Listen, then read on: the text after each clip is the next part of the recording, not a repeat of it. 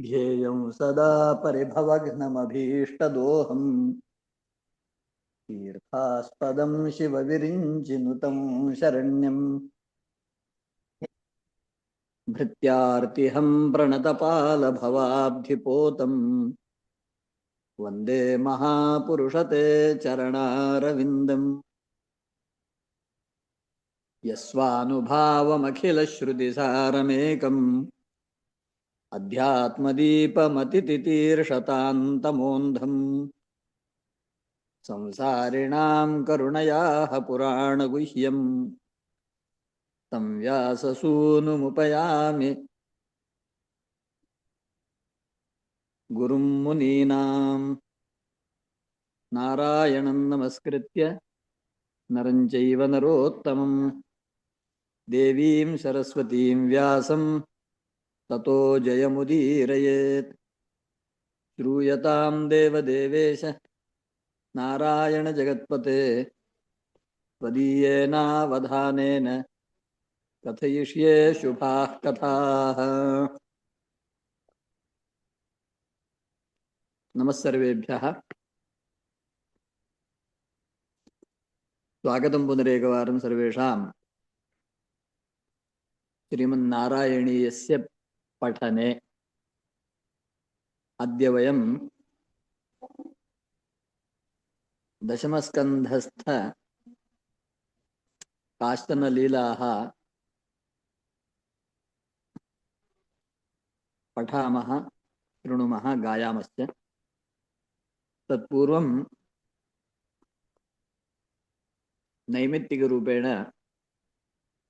मासानां मार्गशीर्षोऽहम्, एषः मार्गशीर्षमासः। अस्मिन्नेव मासे प्रारम्भे भवति देवदीपावलिः इति। अनन्तरं मार्गशीर्षशुक्लपञ्चमी सीतारामकल्याणोत्सवस्य दिनं, यस्मिन् दिने महाराजः जनकः कन्यादानपूर्वकं सीतां रामाय प्रायच्छत्। तद्दिनं मार्गशीर्षशुक्लपञ्चमी दिनं विवाहपञ्चमी इति नाम्ना उत्तरभारते सर्वत्र प्रसिद्धम्। अद्यापि जनकपुरे यत्र विवाहः सम्पन्नः, यच्च भगवत्याः जानक्याः मातृगृहं, तत्र दिनत्रयपर्यन्तं सीताराम नाम जानकी कल्याणमहोत्सवम् आचरन्ति जनाः। त्रिरात्रोत्सवम् अस्माभिः सर्वैः अपि अवश्यं जीवने एकवारं वा प्रत्यक्षं तत्र गत्वा सर्वं दृष्ट्वा तस्य रसास्वादनं कर्तव्यं। ततश्च सीतारामयोः ऐक्यं द्वयोः पारमार्थिकं स्वरूपं यथा भगवती सीता स्वयं वदति, रामं विद्धि परं ब्रह्म।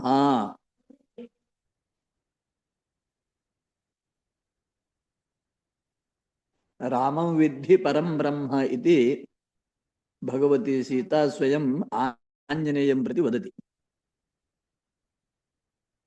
मां विद्धि मूलप्रकृतिं। या मूलप्रकृतिः जगदम्बा, जगन्माता, आदिशक्तिः इत्यादि बहुभिः नामभिः लोके वेदे शास्त्रे च प्रसिद्धा सा अहम्। आवयोः नित्यसम्बन्धः। सम्बन्धविषये अपि सा भगवती स्वयं वदति, तत्सान्निध्यान् मया सृष्टं तस्मिन् आरोप्यते। एवमादीनि कर्माणि मयैवाचरितानि आरोपयन्ति रामेऽस्मिन् इत्यादि विषयाः अस्माभिः अनुसन्धेयाः। चैत्रशुक्लपक्षे नवमी श्रीरामनवमी इति नाम्ना प्रसिद्धा। तत्र रामनवमी इत्यस्य अर्थः श्रीरामस्य जन्मदिनं तत्, यच्च महर्षिः वाल्मीकिः स्पष्टतया रामायणे बालकाण्डे सूचयति। ज्योतिषशास्त्रानुसारेण यदि वयं पश्यामः, मुहूर्तशास्त्रानुसारेण च जन्मदिनं विवाहार्थं सर्वथा निषिद्धं। जन्मदिनं, जन्मनक्षत्रं, जन्ममासः एतत् सर्वमपि विवाहार्थं निषिद्धमेव। अतएव रामनवमी दिने रामकल्याणम् इति सर्वथा शास्त्रसम्मतं न इति वक्तुं शक्यते। ततश्च जन्मदिने जन्मोत्सवाचरणं भवेत्। यथा कृष्णजन्मोत्सवे वयं जन्मोत्सवम् आचरामः जन्माष्टम्यां, न तु विवाहोत्सवम्। यतोहि जन्मदिने जन्मोत्सवः भवेत्, विवाहदिने विवाहोत्सवः भवेत्। सीतारामयोः विवाहः मार्गशीर्षशुक्लपञ्चम्यां, सा अपि अस्मिन्नेव मासे। अस्तु, तदनन्तरम् अद्यास्ति षष्ठी। इयमेव स्कन्दषष्ठी इति, इयमेव चम्पाषष्ठी इति लोके प्रसिद्धा। महाराष्ट्रेषु मल्हारी, म्हाळसाकान्त, खण्डोबा, ज्योतिबा इत्यादि नामभिः यः प्रसिद्धः, सोऽपि स्कन्दस्य एव प्रान्तीयः आविष्कारः। यथा मुरुगन् इति दक्षिणदेशे स्कन्दस्यैव कश्चन प्रादेशिकनामाविष्कारः तद्वत्। अतः ये स्कन्दोपासकाः, तेषां गृहेषु महोत्सवः, षड्रात्रोत्सवः मार्गशीर्षशुक्लप्रतिपदारभ्य प्रचलति। तस्यायं समयः। अद्य चम्पाषष्ठी, स्कन्दषष्ठी। स्कन्दः शिवपार्वत्योः पुत्रः। तत्र राक्षसनाशार्थं तस्य जन्म। स च कार्तिकेयः, नाम कृत्तिकाभिः पालितः इति कृत्वा कार्तिकेयः। सैव गाङ्गेयः, यतोहि गङ्गायां तस्य गर्भपोषणमासीत्। स एव शरा, किं वदन्ति, शरवणः। तत्र शराणां वने जातः इति शरवणः। सः एव षडाननः। षड्भिः आननैः नाम मुखैः सः षण्णां कृत्तिकानां स्तन्यं पिबति इति कारणेन सः षडाननः आसीत्। तत्र वेदे यत् नक्षत्रसूक्तमिति प्रसिद्धमस्ति, तत्र अग्निदेवताकाः कृत्तिकाः। कृत्तिका इति नक्षत्राणां समूहः। ताः सप्तसङ्ख्याकाः सन्ति, किञ्च तत्र षट् तारकाः आगत्य एनं शिवकुमारं नाम नूतनं बालकं स्तन्येन पोषितवत्यः, रक्षितवत्यः, संवर्धितवत्यः। अतः तासां ऋणनिर्देशार्थं सः कार्तिकेय इति नाम्ना लोके प्रसिद्धः, षडाननः इति लोके प्रसिद्धः। स च देवानां स्वामी। अतः स्वामिनाथ इति नाम्नापि तस्यैव सिद्धिः। स एव देवानां सेनानीः सेनापतिः सेनापत्यं तस्य आसीत्। एवं बाल्ये एव वयसि सः देवसेनानीः भूत्वा देवशत्रोः लोकशत्रोः संहारं कृतवान्। अतः तं लोके सर्वे अत्यन्तं श्रद्धया आदरेण पूजयन्ति। स च पूजार्हः। विशिष्य बालकानां कृते तस्य 28 संख्याकानि प्रसिद्धानि नामानि यः नित्यं प्रातः पठति सः कृत्स्नां विद्यां सर्वां विद्यां प्राप्नोति अधिगच्छति। सः महाकविः जायते इत्यादि प्रसिद्धिः। तानि नामानि प्रज्ञाविवर्धनस्तोत्रम् इति नाम्ना प्रसिद्धे स्तोत्रे संगृहीतानि सन्ति। एवं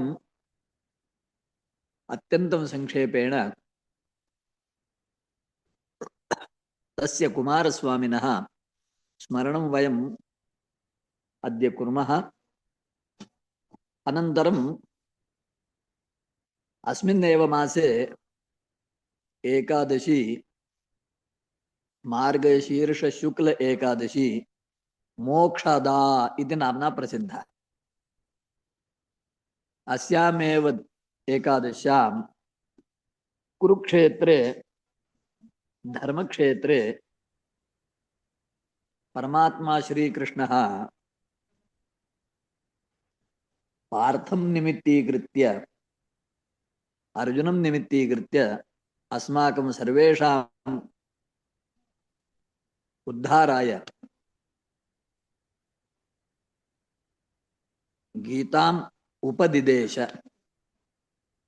तस्याः सारं यदि पश्यामः भगवच्छरणागतिः शोकत्यागः धर्मादिविषयेषु अनासक्तिः एवं संक्षेपेण वक्तुं शक्यते। इदानीं गीताजयन्ती निमित्तेन विश्वे सर्वत्र नैके कार्यक्रमाः नैकानि अनुष्ठानानि बहुविध स्वरूपेण अयं गीता महोत्सवः आविश्वं जायते। अस्माभिरपि गीता जयन्ती निमित्तेन यथा तत्र माहात्म्ये प्रसिद्धमस्ति गीता सुगीता कर्तव्या किमन्यैः शास्त्रविस्तरैः। एषा गीता यः सुगीता नाम सम्यक्तया जानाति तस्य कृते अन्येषां शास्त्राणाम् आवश्यकता एव नास्ति। यतोहि साक्षात् भगवतः मुखारविन्दात् निःसृता इयं सकृद्गीताम्भसि स्नानं संसारमलनाशनम्। शरीरे विद्यमानस्य मलस्य नाशार्थं प्रतिनित्यं वयं जलेन स्नास्यामः। तत्तु प्रतिदिनं कर्तव्यं भवति। किञ्च ज्ञानसलिले गीतामृते सकृत् अवगाहनमपि संसारस्य मलनाशकं भवति इति प्रसिद्धिः। अतः अवश्यम् अस्माभिः सर्वैः भगवद्गीता पठनीया अध्येतव्या। महात्मनाम् आचार्याणां पंडितानाम् एवमपि आशयो दृश्यते। सप्तशतश्लोकात्मिका या भगवद्गीता तस्याः व्याख्यानमेव व्यासः 18 श्लोकैः श्रीमद्भागवत महापुराण रूपेण प्रकाशितवान्। अतः इदानीं वयं यत् नारायणीयं पठन्तः स्मः एतदपि भगवद्गीता व्याख्यानमेव। अस्तु, तदनन्तरम् अस्मिन्नेव मासे पूर्णिमायाम् अनसूया पुत्ररूपेण त्रयः देवाः महर्षेः अत्रेः गृहे प्रादुर्भूताः। तेषां पुत्रत्वेन ते लोके प्रसिद्धाः। तत्र ब्रह्मांशः सोमः, रुद्रांशः दुर्वासाः, विष्णोरंशः दत्तः। स च दत्तः त्रयाणाम् एकीकृतं रूपमिति अपि वदन्ति। अतः सः त्रिमूर्तिः अथवा त्रिमुखः, षड्भुजः, षण्नेत्रः एवं प्रसिद्धः। स च गुरुपरम्परायाम् आदिगुरुः इत्यपि शास्त्रेषु प्रसिद्धिः। ये दत्तोपासकाः दत्तसम्प्रदाये स्वजीवनं यापयन्ति ते श्वः आरभ्य नाम मार्गशीर्षशुक्लसप्तमीतः पूर्णिमापर्यन्तं श्रीदत्तनवरात्रोत्सवः इति आचरन्ति। तत्र च सप्तदिनानि श्रीगुरुचरित्रम् इति यः दत्तपुराणात्मकः दत्तपुराणस्वरूपः ग्रन्थः तस्य पारायणं कुर्वन्ति। तं दत्तमपि वयं स्मरामः। एवम् अत्यन्तं विशिष्टः एषः मार्गशीर्षमासः। पुनः इदानीन्तनकाले ब्रह्मीभूताः काञ्चीपरमाचार्याः चन्द्रशेखरेन्द्रसरस्वती महास्वामिनः अस्मिन्नेव मासे कृष्णपक्षे ब्रह्मीभूताः अभवन्। अतः तेषाम् आराधनोत्सवः ततश्च भगवतः आञ्जनेयस्य प्राकट्यम् अपि केषुचन ग्रन्थेषु मार्गशीर्षकृष्णपक्षेति प्रसिद्धं। तदनु दक्षिणदेशेषु हनुमज्जयन्ती उत्सवः अपि अस्मिन्नेव मासे भवति। एवं नैके विशेषाः। ततश्च अस्यामेव पूर्णिमायां मार्गशीर्षपूर्णिमायां प्रत्यवरोहणम् इति सप्तपाकसंस्थेषु एकः यज्ञः अवश्यं भवति। अस्मिन्नेव मासे हेमन्त ऋतोः प्रारम्भः। याः कन्याः उत्तमवरेण सह उद्वहितुम् इच्छन्ति तासां कृते श्रीमद्भागवते एकं कात्यायनी व्रतं निर्दिष्टमस्ति। यच्च व्रतं वृन्दावनस्थ गोपिकाभिः अनुष्ठितं तस्य फलरूपेण एव महारासोत्सवः कार्तिकपूर्णिमायां वर्षानन्तरं सम्पन्नः। यत्र च तासां सर्वासां गोपीनां संकल्पः सत्यः अभवत्, शिवः अभवत्।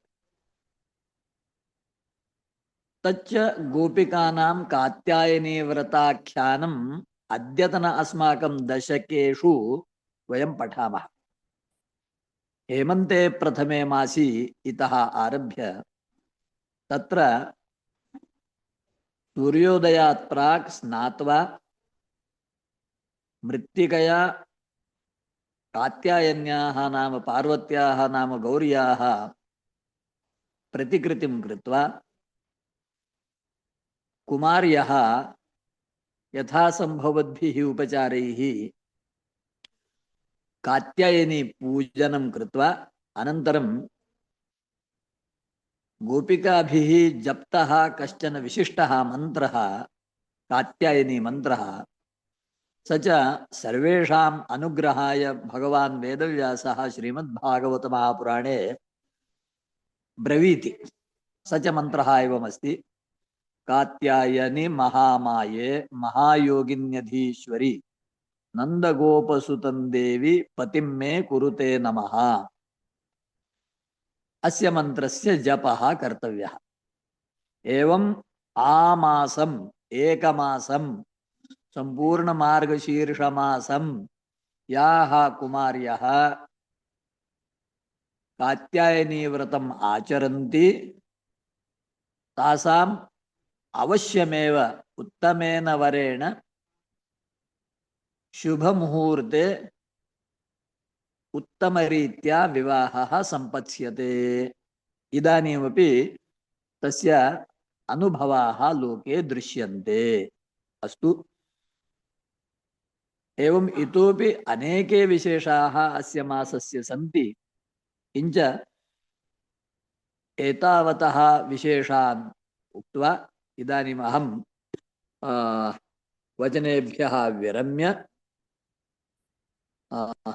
अद्य यद्दशकम् अस्माभिः पठनीयमस्ति तन्नाम 59तमं दशकं खलु अथवा 60तमं दशकं? 60तमं दशकं गुरुजी। 60तमं दशकं यस्य प्रथमश्लोकः तावत् मदनातुरचेतसोऽन्वहम् एषः एव खलु? ओम ओम गुरुजी। अस्तु, आगच्छन्तु। वयं सर्वे महाकवेः नारायणस्य नम्बूतिरेः याः कविताः ताभिः श्रीमद्भागवतं पठामः, भगवन्तं शरणं गच्छामः, तस्य आश्रयं प्राप्स्यामः। मदनातुरचेतसोऽन्वहम् मदनातुरचेतसोऽन्वहम् भवदङ्घ्रिद्वयदास्य काम्यया भवदङ्घ्रिद्वयदास्य काम्यया भवदङ्घ्रिद्वयदास्य काम्यया यमुनातटसीं निसैकतीं यमुनातटिसीं निसैकतीं यमुनातटसीं निसैकतीं सरलाक्ष्यो गिरिजां समार्चिचन् तरलाक्ष्यो गिरिजां समार्चिचन् तरलाक्ष्यो गिरिजां समार्चिचन्। उत्तम। ये संस्कृतं जानन्ति ते ज्ञातवन्तः स्युः या कथा मया कथिता सः एव विषयः अत्र आरब्धः। तव नाम कथा रताः समम् तव नाम कथारताः समम् तव नाम कथारताः समम् सुदृशः प्रातरुपागता नदीम् सुदृशः प्रातरुपागता नदीम् सुदृशः प्रातरुपागता नदीम् उपहारशतैरपूजयन् उपहारशतैरपूजयन् उपहारशतैरपूजयन् दयितो नन्दसुतो भवेदिति दयितो नन्दसुतो भवेदिति दयितो नन्दसुतो भवेदिति। उत्तमम्। इति मासमुपाहितव्रताः इति मासमुपाहितव्रताः इति मासमुपाहितव्रताः तरलाक्षीरभिवीक्ष्यता भवान् तरलाक्षीरभिवीक्ष्यता भवान् तरलाक्षीरभिवीक्ष्यता भवान्।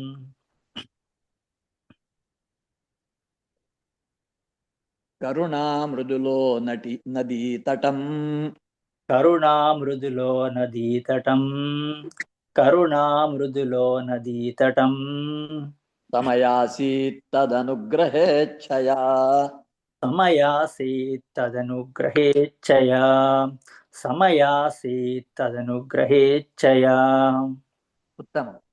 नियमावसितौ निजाम्बरम् नियमावसितौ निजाम्बरम् नियमावसितौ निजाम्बरम् तटसीमन्यवमुच्यतास्तदा तटसीमन्यवमुच्यतास्तदा तटसीमन्यवमुच्यतास्तदा मुना जलखेलनाकुलाः यमुना जलखेलनाकुलाः यमुना जलखेलनाकुलाः पुरतस्त्वामवलोक्य लज्जिताः पुरतस्त्वामवलोक्य लज्जिताः पुरतस्त्वामवलोक्य लज्जिताः उत्तमम्।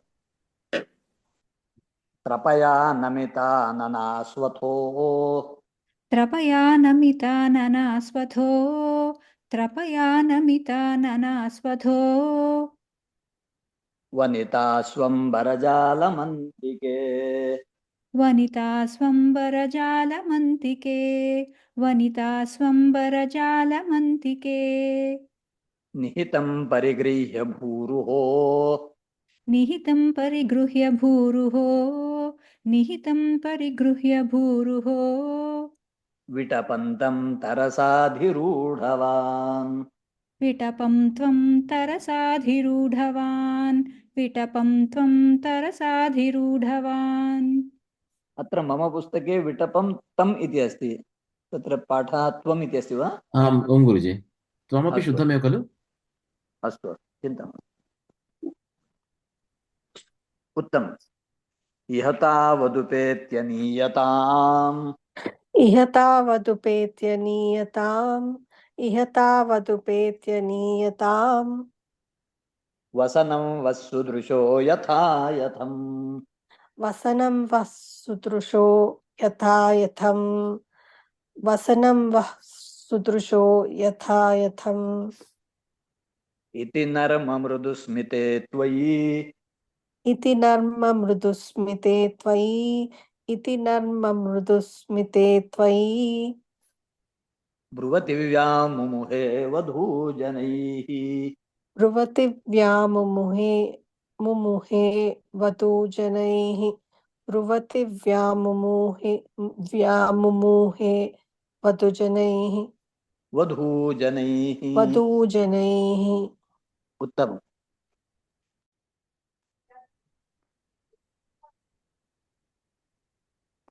अयि जीवचिरं किशोरनः अयि जीव चिरं किशोरना अयि जीव चिरं किशोरना नः नः तव दासीरवशीकरोषि किम् तव दासीरवशीकरोषि किम् तव दासीरवशीकरोषि किम् प्रदिशाम्बरमम्बुजे क्षणेति प्रदिशाम्बरमम्बुजे क्षणेति प्रदिशाम्बरमम्बुजे क्षणेति उदितस्त्वं स्मितमेव दत्तवान् उदितस्त्वं स्मितमेव दत्तवान् उदितस्त्वं स्मितमेव दत्तवान् उत्तमम्। अधिरुह्य तटं कृताञ्जलिः अधिरुह्य तटं कृताञ्जलिः अधिरुह्य तटं कृताञ्जलिः परिशुद्धा स्वगतिर्निरीक्ष्यताः परिशुद्धा स्वगतिर्निरीक्षताः परिशुद्धा स्वगतिर्निरीक्षताः वसनान्यखिलान्यनुग्रहम् वसनान्यखिलान्यनुग्रहम्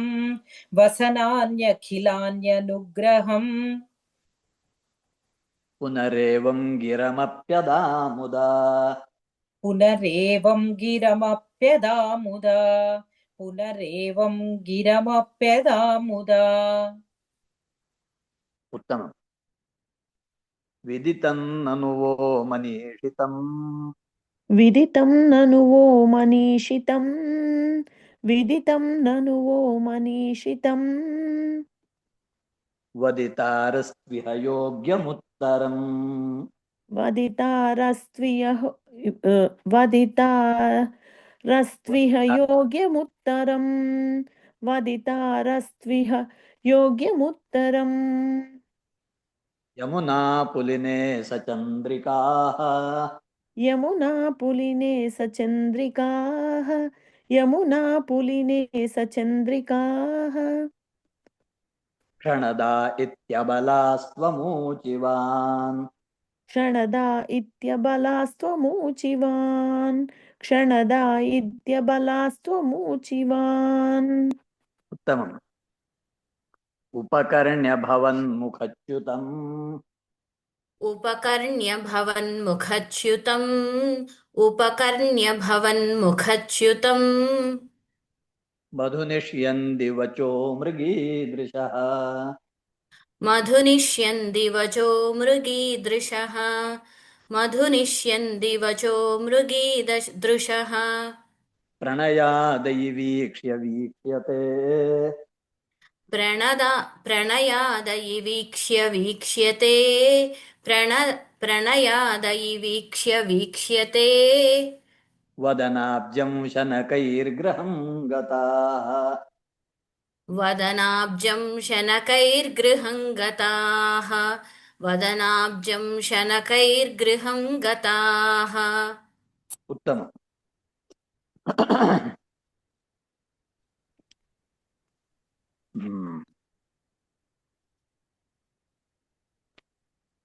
इति नन्वनुगृह्य वल्लवीः इति नन्वनुगृह्य वल्लवीति वल्लवीः इति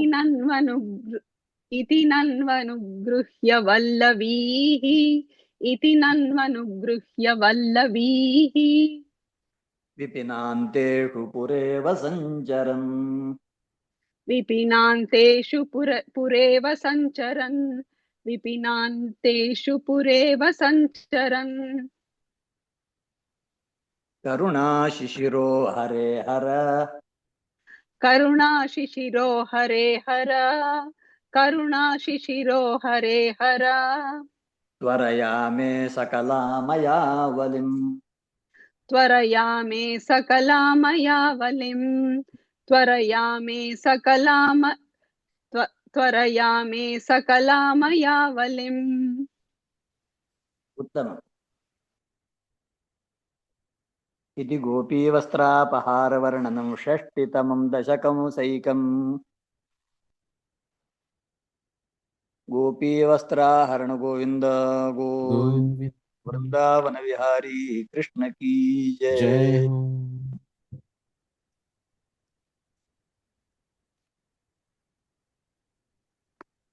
ततश्च वृंदावनतोति दूरतः ततश्च वृन्दावनतोति दूरतः ततश्च वृन्दावनतोति दूरतः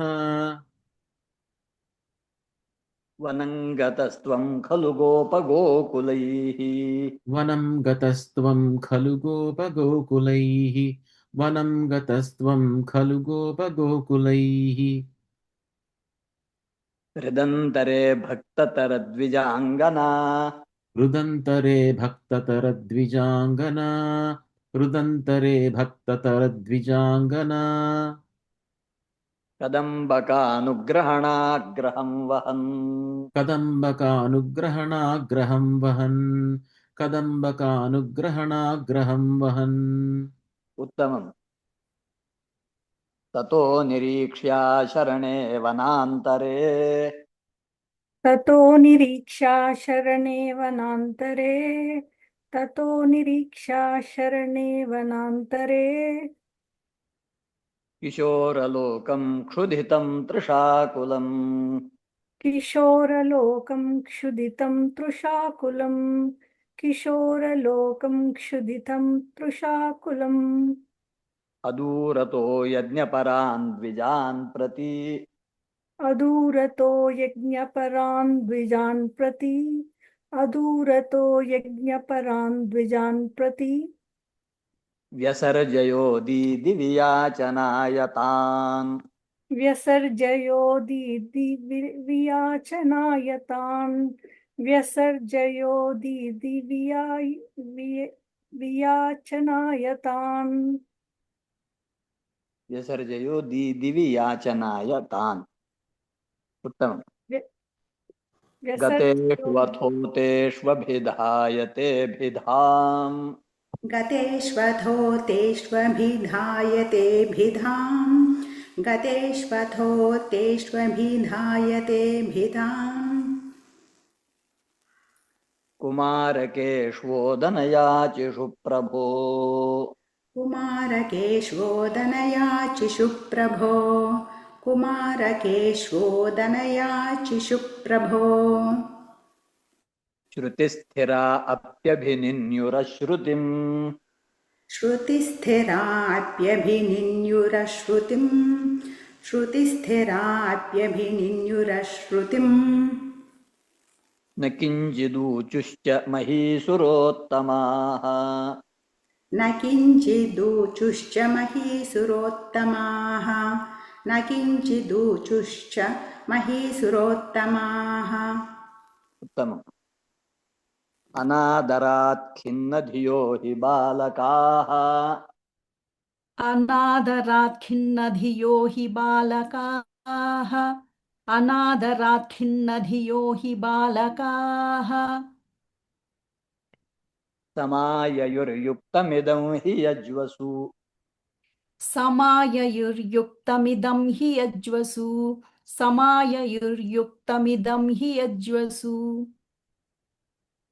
चिरादभक्ताः खलु ते महीसुराः चिरादभक्ताः खलु ते महीसुराः चिरादभक्ताः खलु ते महीसुराः कथं हि भक्तं त्वयि तैः समर्प्यते कथं हि भक्तं त्वयि तैः समर्प्यते कथं हि भक्तं त्वयि तैः समर्प्यते उत्तमम् इदानीं पञ्चमः निवेदयध्वं गृहिणी जनाय माम् निवेदयध्वं गृहिणी जनाय माम् निवेदयध्वं गृहिणी जनाय माम् दिशेयुरन्नं करुणाकुला इमाः दिशेयुरन्नं करुणाकुला इमाः दिशेयुरन्नं करुणाकुला इमाः इति स्मितार्द्रं भवतेरितागताः इति स्मितार्द्रं भवतेरितागताः इति स्मितार्द्रं भवतेरितागताः ते दारकादारजनं ययाचिरे ते दारकादारजनं ययाचिरे ते दारकादारजनं ययाचिरे उत्तमम् गृहीतनाम्नि त्वयि सम्भ्रमाकुलाः गृहीतनाम्नि त्वयि सम्भ्रमाकुलाः गृहीतनाम्नि त्वयि सम्भ्रमाकुलाः चतुर्विधं भोज्यरसं प्रगृह्यताः चतुर्विधं भोज्यरसं प्रगृह्यताः चतुर्विधं भोज्यरसं प्रगृह्यताः चिरन्धृतत्वत्प्रविलोकनाग्रहाः चिरं धृतत्वत्प्रविलोकनाग्रहाः चिरं धृतत्वत्प्रविलोकनाग्रहाः स्वकैर्निरुद्धा अपि तूर्णमाययुः स्वकैर्निरुद्धा अपि तूर्णमाययुः स्वकैर्निरुद्धा अपि तूर्णमाययुः उत्तमम् विलोलपिञ्छं चिकुरे कपोलयोः विलोलपिञ्छं चिकुरे कपोलयोः विलोलपिञ्छं चिकुरे कपोलयोः समुल्लसत्कुण्डलमार्द्रमीक्षिते समुल्लसत्कुण्डलमाद्रमीक्षिते समुल्लसत्कुण्डलमाद्रमीक्षिते निधाय बाहुं सुहृदं ससीमनि निधाय बाहुं सुहृदं ससीमनि निधाय बाहुं सुहृदं ससीमनि स्थितं भवन्तं समलोकयन्त ताः स्थितं भवन्तं समलोकयन्तताः स्थितं भवन्तं समलोकयन्तताः उत्तमम् तदा च काचित् तदुपागमोद्यता तदा च काचित् Go ahead. तदा च काचित् त्वदुपागमोद्यता तदा च काचित् त्वदुपागमोद्यता गृहीतहस्ता दयितेन यज्वना गृहीतहस्ता दयितेन यज्वना गृहीतहस्ता दयितेन यज्वना तदैव सञ्चिन्त्य भवन्तमञ्जसा तदैव सञ्चिन्त्य भवन्तमञ्जसा तदैव सञ्चिन्त्य भवन्तमञ्जसा विवेशकैवल्यमहो कृतिन्यसौ विवेशकैवल्यमहो कृतिन्यसौ विवेशकैवल्यमहो कृतिन्यसौ उत्तमम्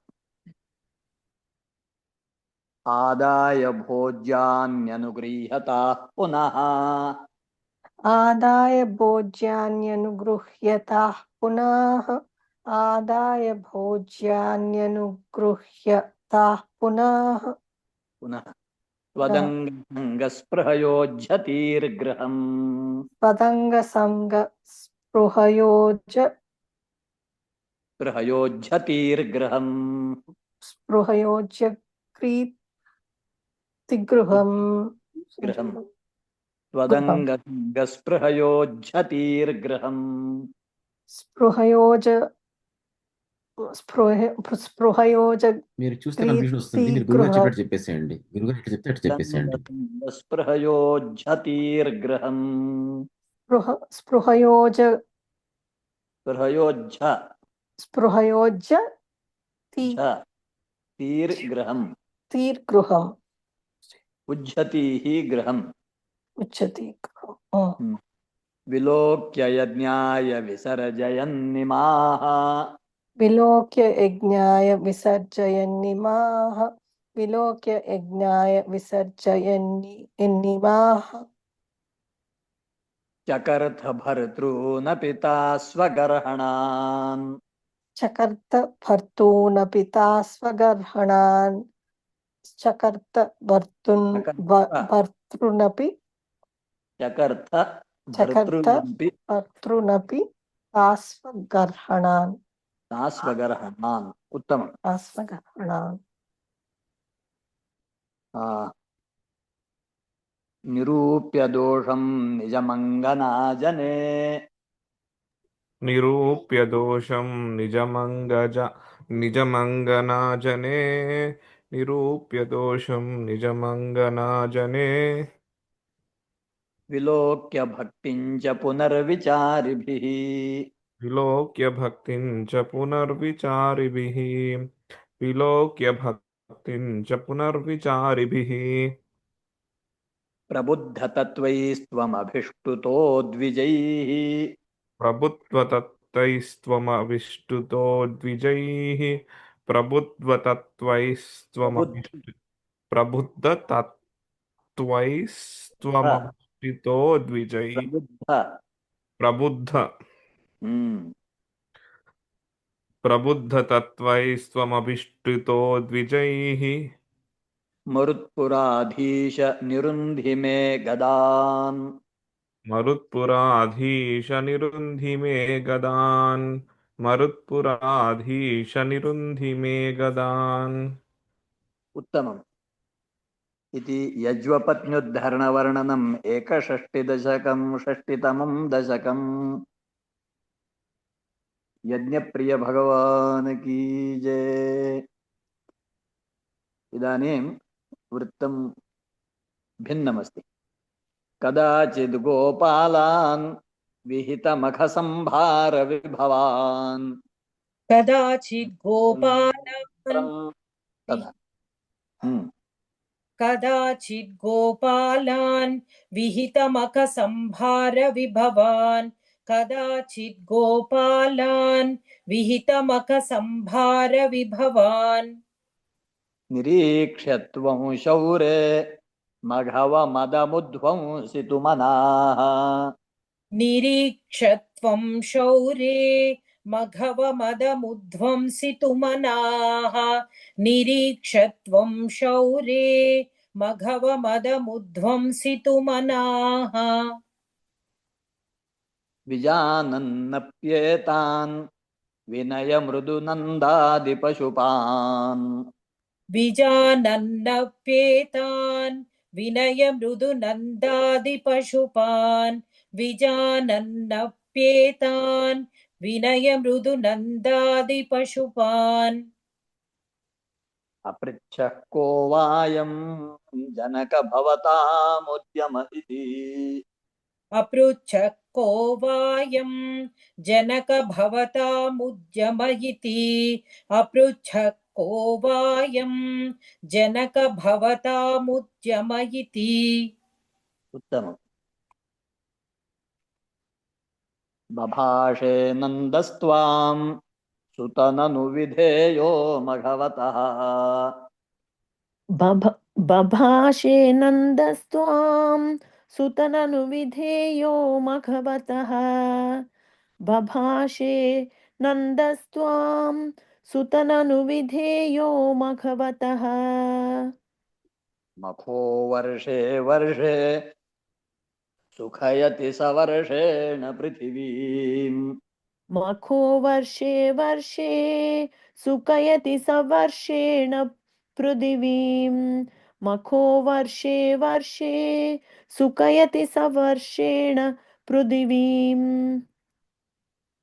नृणां वर्षायत्तं निखिलमुपजीव्यं महितले नृणां वर्षायत्तं निखिलमुपजीव्यं महितले नृणां वर्षायत्तं निखिलमुपजीव्यं महितले विशेषादस्माकं तृणसलिलजीवा हि पशवः विशेषादस्माकं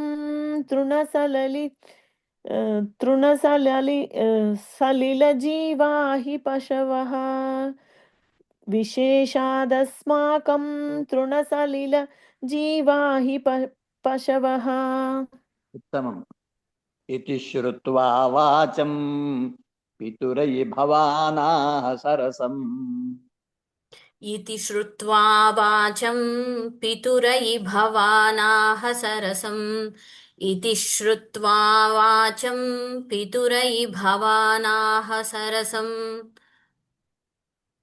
दिगे तन्नो सत्यं मघवजनिता वृष्टिरिति यत्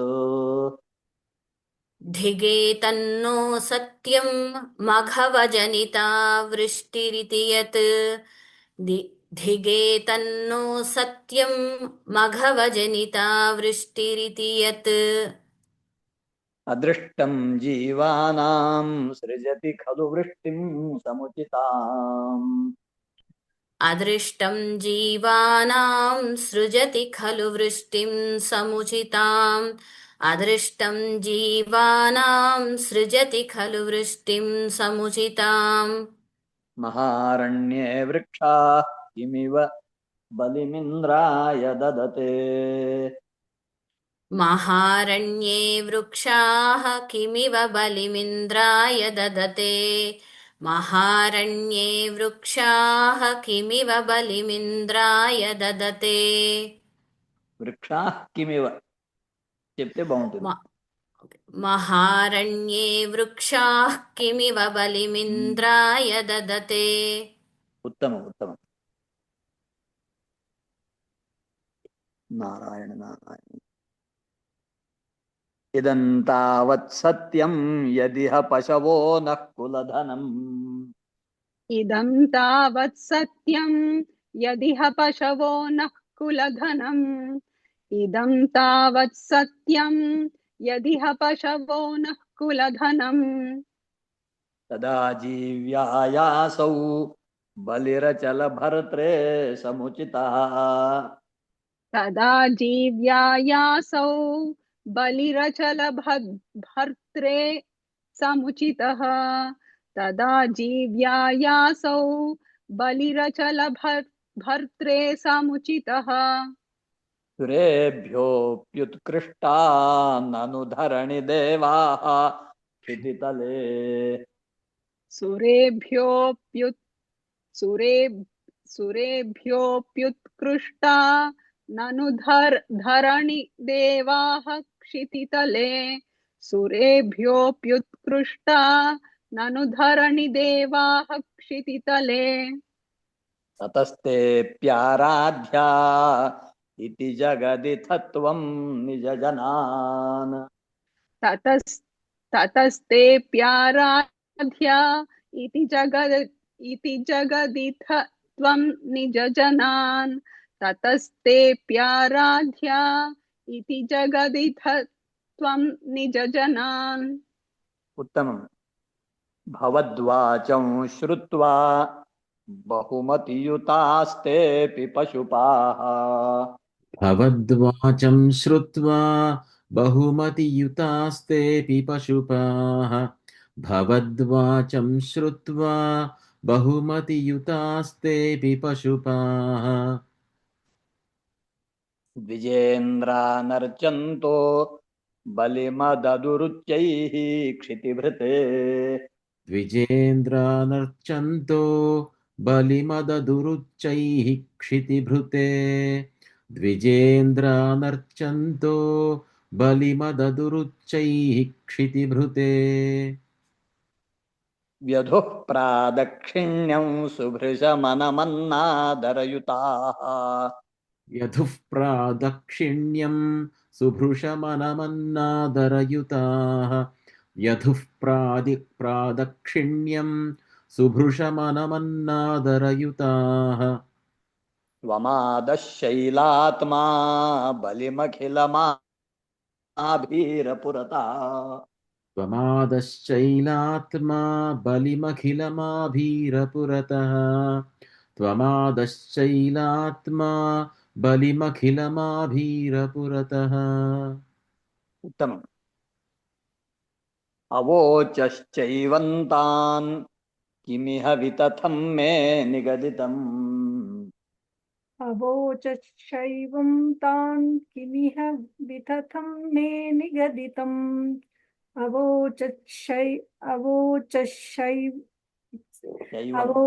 अवोचैवं तान् किमिह वितथं मे निगदितम् गिरीन्द्रो नन्वेषस्वबलिमुपभुङ्क्ते स्ववपुषा गिरीन्द्रोऽन्वेषस्वबलिमुपभुङ्क्ते स्ववपुषा गिरीन्द्रोऽन्वेषस्वबलिमुपभुङ्क्ते स्ववपुषा अयं गोत्रो गोत्रद्विषि च कुपिते रक्षितुमलम् अयं गोत्रो गोत्रद्विषि च कुपिते रक्षितुमलम् अयं गोत्रो गोत्रद्विषि च कुपिते रक्षितुमलम् समस्तानित्युक्ता जहृषुरखिला गोकुलजुषः समस्तानित्युक्ताः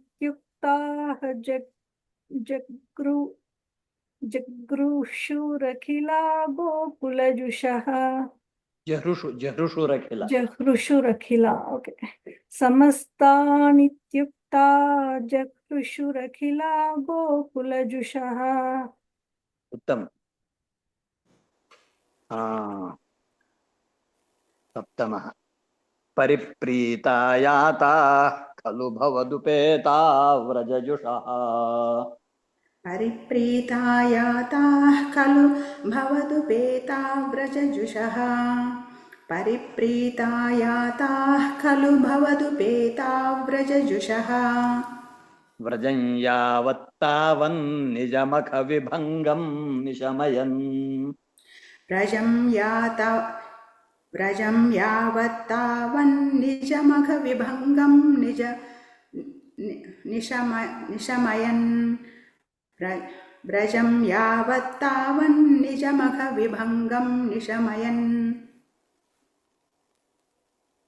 भवन्तं जानन्नप्यधिकरजसाक्रान्तहृदयः भवन्तं जानन्यपिधिक रजसाक्रान्तहृदयः भवन्तं जानन्यपिधिक रजसाक्रान्तहृदयः न सेहे देवेन्द्रस्त्वदुपरचितात्मोन्नतिरपि न सेहे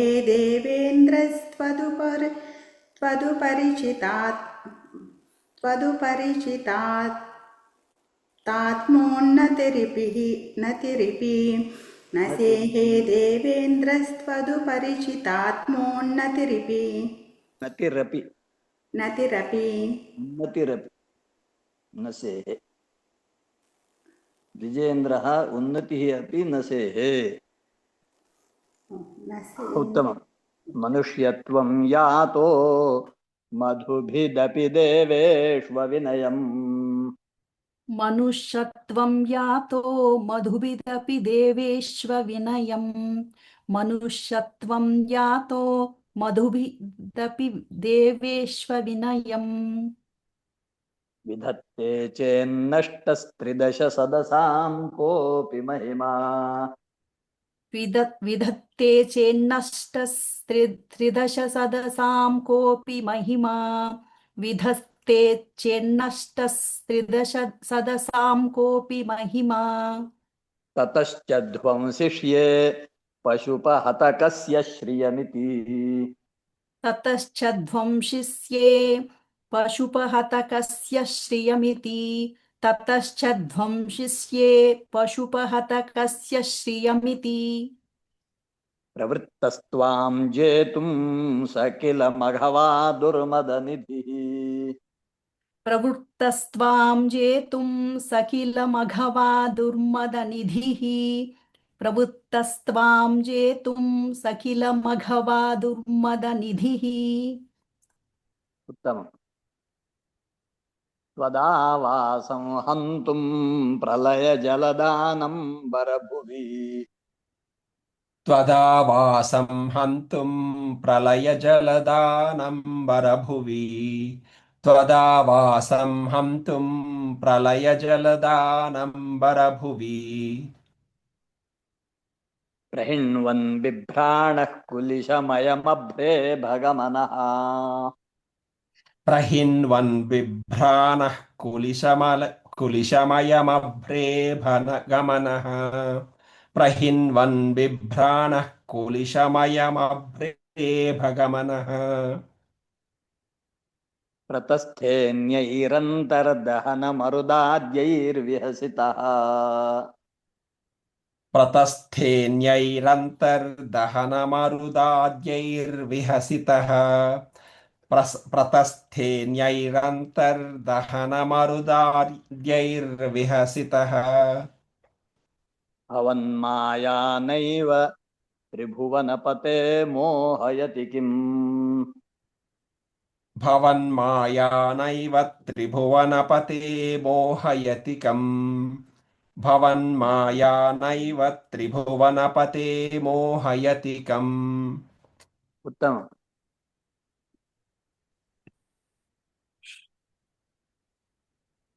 सुरेन्द्रः क्रुद्धश्चेत् द्विजकरुणया शैलकृपयापि सुरेन्द्रः क्रुद्धश्चेत् द्विजकरुणया शैलकृपयापि सुरेन्द्रः क्रुद्धश्चेत् द्विजकरुणया शैलकृपयापि अनातङ्कोऽस्माकं नियत इति विश्वास्य पशुपान् अनातङ्कोऽस्माकं नियत इति विश्वास्य पशुपान् अनातङ्कोऽस्माकं नियत इति विश्वास्य पशुपान् अहो किं नायातो गिरिभिदिति सञ्चिन्त्य निवसन् अहो किं नायातो गिरिभिदिति सञ्चिन्त्य निवसन् अहो किं नायातो गिरिभिदिति सञ्चिन्त्य निवसन् मरुद्गेहाधीश प्रणुद मुरवैरिन् मम गदान् मरुद्गेहादीश प्रणुदमुरवैरिन् मम गदान् मरुद्गेहादीश प्रणुदमुरवैरिन् मम गदान् उत्तमम् इति इन्द्रयागविघातवर्णनं द्विषष्टितमं दशकम् गोवर्धनस्वरूपी कृष्ण की जय। इतोपि एकं पठामः वा? अद्य विरामं स्वीकुर्मः इदानीम्। अन्येषां का इच्छा? अहं तु ओमित्य वदामि। ఇంకొకటి చెప్దామా అందరికి? ఓకే కదా? ఇంకొక చాప్టర్ ఓకేనండి. అస్తు గురూజీ.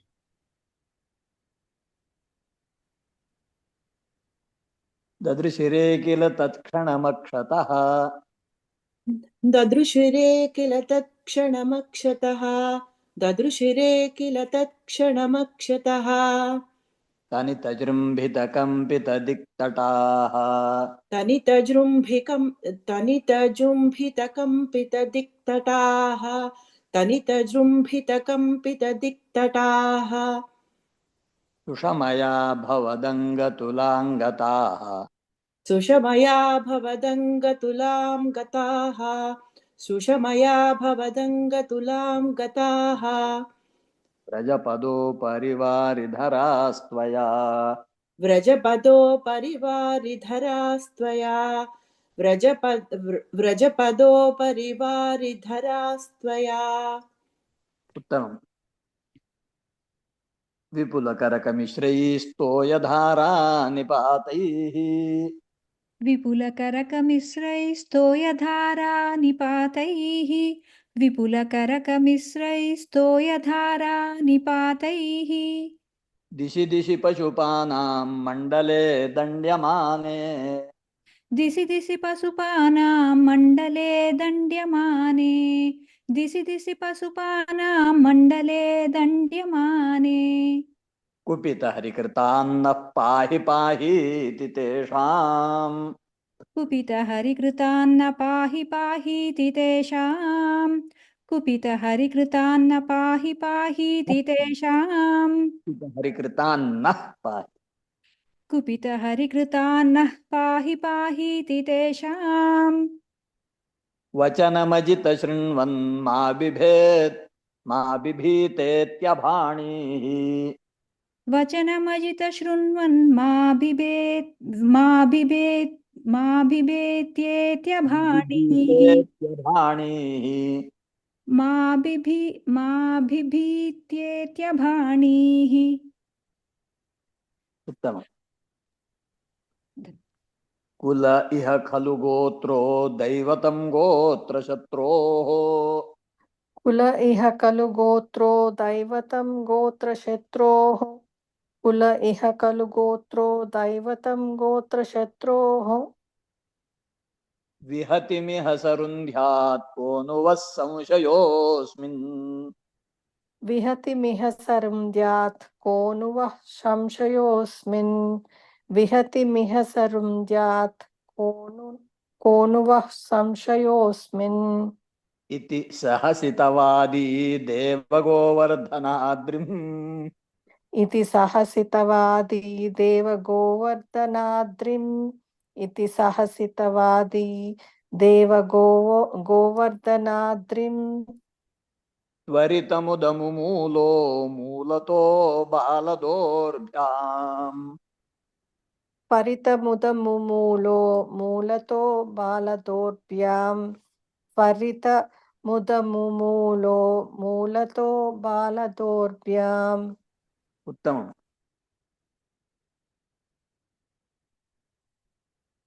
तदनुगिरिवरस्य प्रोद्धृतस्यास्य तावत् तदनुगिरिवरस्य प्रोद्धृतात् प्रोद्धृतस्य तावत् प्रोद्धृतस्य तावत् तदनु गिरिवरस्य प्रोद्धृतस्य तावत् शिखतिलमृदुदेशे दूरतो वारितापे सिकतिलमृदुदेशे दूरतो वारितापे सिकतिलमृदुदेशे दूरतो वारितापे परिकरपरिमिश्रान् धेनुगोपानधस्तात् परिकरपरिमिश्रान् धेनुगोपानदस्तात् परिकरपरिमिश्रान् धेनुगोपानदस्तात् उपनिदधा हस्तपद्मेन शैलम् ददत्ताः हस्तपद्मेन शैलम् ददत्ताः अददत्ताः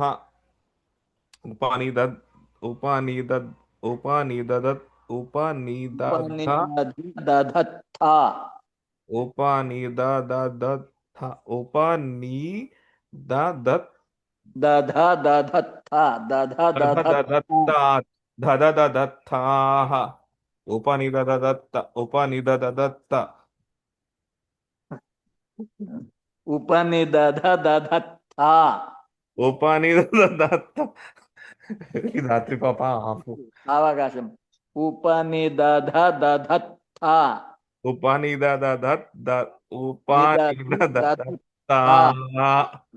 నిదధదధత్తా నిదధదధత్తా गुरु शिक्षा में उपनिदधदधत्था हस्तपद्मेन शैलम् उपनिदधदधत्था हस्तपद्मेन शैलम् उपनिदधत्ताः हस्तपद्मेन शैलम् उपनिदधदधत्ता उपनिदधत्ताः हस्तपद्मेन उपनिदध दधत्ता दधत्ताः उपनिदध दधत्ता उपनिदध दधत्ता दधत्ता अष्टौ अक्षराणि आदौ पञ्च अनन्तरं त्रीणि भवति विधृतशैले बालिकाभिर्वयस्यैः भवति विधृतशैले बालिकाभिर्वयस्यैः भवति विधृतशैले बालिकाभिर्वयस्यैः अपि विहितविलासं केलिलापादिलोले अपि विहितविलासं केळिलापादिलोले अपि विहितविलासं केळिलापादिलोले सविधमिलितधेनूरेकहस्तेन कण्डू सविधमिलितधेनूरेकहस्तेन कण्डू सविधमिलितधेनूरेकहस्तेन कण्डू यति सति पशुपालास्तोषमैषन्त सर्वे यति सति पशुपालास्तोषमैषन्त सर्वे यति सति पशुपालास्तोषमैषन्त सर्वे उत्तमम् अतिमहान् गिरिरेषतु वामके अतिमहान् गिरिरेषु गिरिरेशतु वामके अतिमहान् गिरिरेशतु वामके करसरोरुहितं धरते चिरम् करसरोरुहितं धरते चिरम् करसरोरुहितं धरिते चिरम् करसरोरुहितं धरिते चिरम् धरते धरते किमिदमद्भुतमद्रिबलन्विति किमिदमद्भुतमद्रिबलं विति किमिदमद्भुतमद्रिबलं द्विति त्वदवलोकिभिराकथिगोपकैः त्वदवलोकिभिराकधिगोपिकैः त्वदवलोकिभिराकधिगोपिकैः लोकिभिराकथिगोपकैः उत्तमं नारायण अहहधार्ष्ट्यममुष्ट्यबटोर्गिरिम्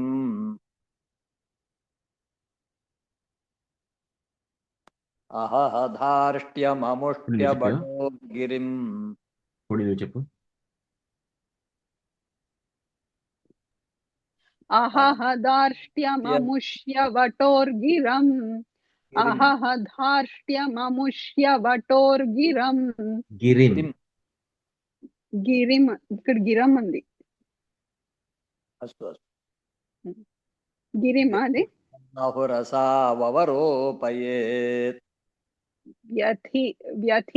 व्यथितबाहुरसावरोपयेत् व्यथितबाहुरसावरोपयेत् इति हरिस्त्वयि बद्धविगर्हणः इति हरिस्त्वयि बद्धविगर्हणा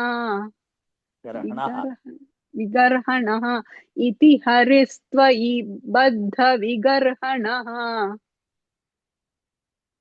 दिवससप्तकमुग्रमवर्षयत् दिवससप्तकमुग्रमवर्षयत् दिवससप्तकमुग्रमवर्षयत् उत्तमम् अचलति त्वयि देवपदात् पदम् अचलति त्वयि देवपदात् पदम् अचलति त्वयि देवपदात् पदम् गलितसर्वजले च घनोत्करे गलितसर्वजले च घनोत्करे गलितसर्वजले च घनोत्करे अपहृते मरुतां पतिः अपहृते मरुतां पतिः अपहृते मरुतां पतिः त्वदभिशङ्कितधीः समुपाद्रवत्